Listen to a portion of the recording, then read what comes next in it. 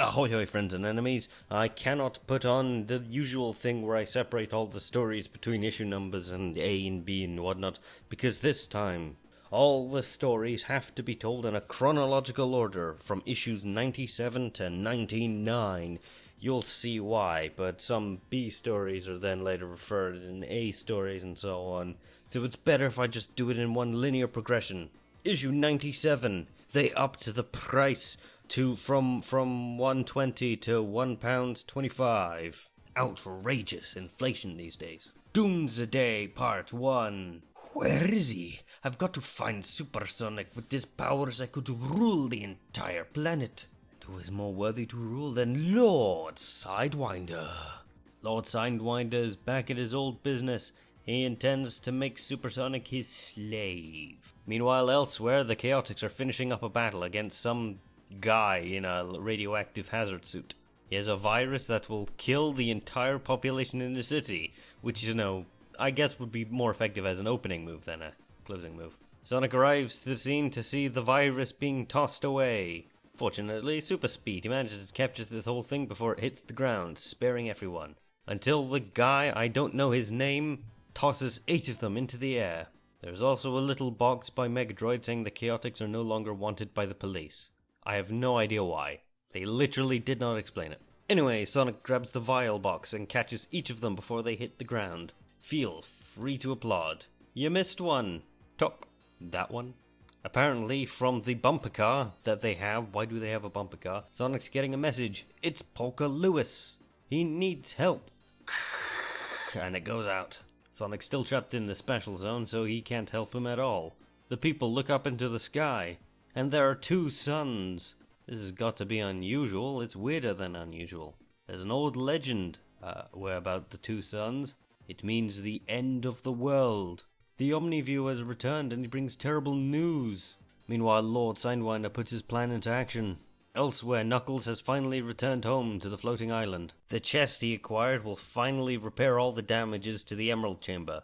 But when he checks in on the Mushroom Hill village, nobody's there. The whole place has been torn up. 2 people are talking in the distance. They could shoot Knuckles now, but they choose not to. It's time to wait. Knuckles gets the Emerald Chamber. If he can fix the computer, he can check for life signs to find out where everyone's gone. A shadowy figure is running away. And then, hey, it's Polka Lewis. He's still alive. Someone or something came in the night and kidnapped all of the Emerald Hill folk. Polka only managed to get away because he learned about the tunnel system all over the island, and he managed to conjure up a transmitting device in order to contact Sonic. Just like from earlier in the same issue. But before they can get a word out to Sonic, the wall explodes. It's Dr. Robotnik and Dr. Zachary? He's alive. So we meet again, my old friend. But this will be the last time. I've plans for you, Knuckles. Big plans. And in the back of the issue, for the 3rd story of the issue, well, 4th overall, but I'm skipping all the decap attacks, the chemical plant zone. Workers are forced to work in slave environments. Because, let's face it, they are slaves. They get paid nothing. No chance of a tea break then. Apparently they're producing toxo-cubes. Cubes of dehydrated toxins, I guess. You just drop one in a lake and you instantly pollute the whole thing. Apparently vermin has accompanied the chemical plant robot workers. Shorty is so riled up he ditches the plan and goes to settle the score. You were lucky last time, creep. Short Fuse, eh? Back for another defeat outlaw? Shoots him with a laser. Because of Short Fuse's actions, the whole plan goes belly up, and the troopers start to shoot anyone in their sights. The bridge collapses, and Johnny almost falls into a vat of acid, but Tails can't save him because he's been captured by the robot. Shorty can save Johnny, but he isn't going up to save him. Instead, he waits for Vermin to attack, grabs the tail, and whips him into a computer. The trooper holding Tails notices that the processing machine has been destroyed, which allows Tails to prop out and then grab Johnny. They get beamed away to the Starship Enterprise with a teleportation effect. Short Fuse, he says, the machine is destroyed, the workers are free, we've won. But he almost killed Johnny. He was so focused on the mission, he didn't factor in saving people's lives. Well, it looks like Shorty's off the team now. He just reached his boiling point. Back on the planet Meridian, the Omniviewer is back. It's the end of the world. Oh, the Omnivore was supposed to be holding Supersonic prisoner, and he arrives just as the second son arrives. Don't you see? The second son, Supersonic. It's all the same thing. Give me a moment and I'll explain everything. Apparently stopping time was too much for the Omnivore, but he did manage to slow down, so it would have taken years to escape. But Supersonic was just filled with red-hot rage that he had no intention of waiting. And when he found out he was trapped in the black asteroid, he turned himself into an electron bomb, which is gonna be a whopper, I mean. The asteroid is heated up to millions of degrees, and in a matter of hours it will explode, and Supersonic will be free. Sonic brings up that he just got a call from Porker Lewis, and something big is happening on Mobius, and he needs to get there ASAP. Stuck between a rock and a hard place. Robotnik's doing something down there, Supersonic's doing something up here. But the Omnivore can't transport Sonic there. His transporting people across dimension abilities are compromised due to the fact that he's barely functioning as it is. When suddenly, Lightmare approaches. Sonic goes in for the speed attack, and the dream gas makes him blind. Seems that Lightmare only wants to talk or something, but everyone's just trying to beat him up, you know? In your dream you are blind. In your dream you are locked in a cage. Shimmy B! You're not worth bothering. Where's Espio?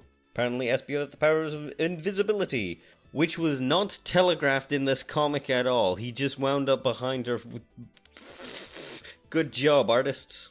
Espio gives Lightmare a clobbering, but they insist that they were actually here to warn everyone. Lord Sidewinder believes he can control Supersonic to gain power over the Special Zone.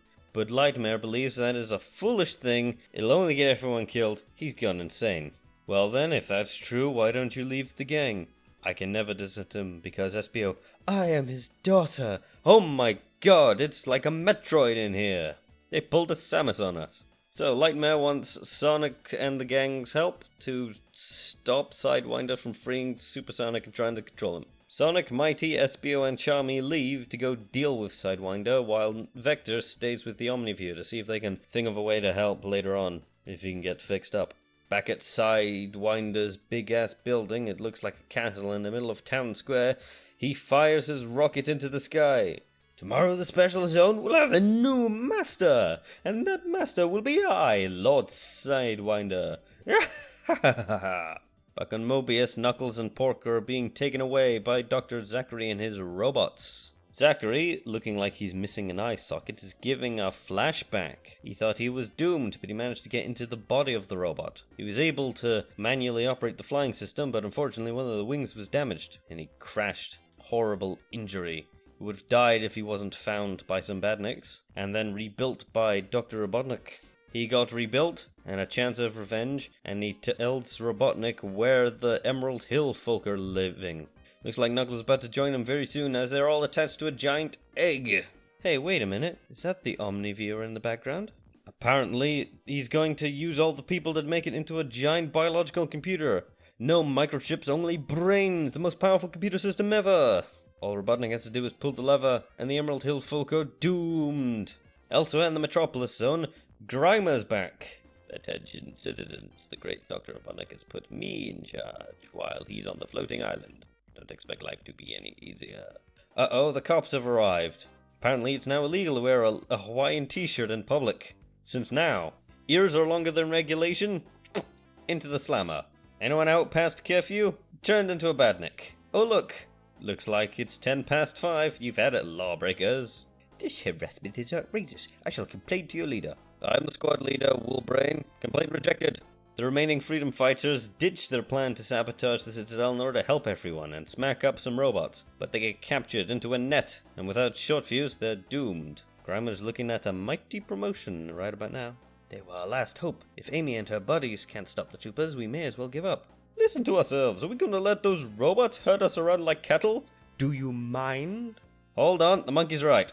Seems that the people are beginning to start a revolution of sorts. An uprising, a protest, a riot. The people are revolting! Oh no, if too many of you get wrecked, the master will blame me. Retreat. It's about time the people stood up for themselves. This looks like it's going to be the end of the rule of Dr. Robotnik. Freedom for Mobius. Power to the people. Issue 99. Apparently the bumper car flies, and then you can see a little fish in the background with some wings. They gotta get to Lord Sidewinder and his gang before it's too late. He must have landed on the black asteroid itself. Elsewhere? This is taking too long. I'm going to find a way around. God willing, we will finish this together. The Omniviewer, he's back. He's better than ever. And apparently he found something on Mobius. He needs to tell Sonic immediately. However, the crocodile scientists have found something from the black asteroid, and it doesn't look good. It's giving off massive readings of electromagnetic radiation, which is probably something which isn't actually scientifically accurate, or something that is scientifically real, but is completely misused in this context. Who knows? Comic books, eh? Once the asteroid explodes, it'll knock out every computerized system on the planet. It's an EMP! Sidewinder has taken up a position on a nearby asteroid. You can see the comet riding right at him. Even Biohazard thinks Lord Sidewinder's gone loony. A nightmare tells him to hold his place. The hedgehog's arrived. Pesky hedgehog. You clumsy oaf fry, Sidewinder's knocked over. And Sidewinder crashes onto Lightmare. Well, that's 2 out of 4. Oh, Mr. Fry is now dizzied in a tornado, and Biohazard's given a bollocking in the bollocks. Well, that was fast. Oh hey, it's the Omniviewer. He's back. And apparently Dr. Robotnik has captured the people from Emerald Hill on the floating island, and he's going to turn them into a biological computer permanently. The black asteroid is about to explode in 30 seconds. Interesting. Knocking out every electrical computer on the planet? That'll be handy. Omniviewer, do you have the power to transport the black asteroid to the skies of Mobius? Do it, Omni! Do it now! The black asteroid explodes over the skies of Mobius, even though slightly earlier Knuckles was trapped in the biological computer. Just before the lever gets pulled, because Robotnik has a slow hand apparently, Knuckles breaks out and punches the computer. He isn't fighting for long as the robot manages to knock him down. Zachary, I've lost patience with that red echidna. I want you to destroy him now. Backup control panel. Always include a redundancy just in case. Apparently Zachary boasts that he got these robots on the island themselves because he knows of things that even Knuckles doesn't know. Man, it would have been really handy to have those blueprints earlier. Zachary even installed a little software update to make them unstoppable slaves.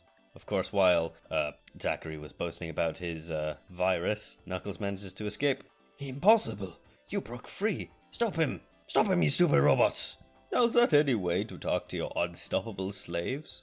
It's ready. Now I will be rid of the Emerald Hill folk for good.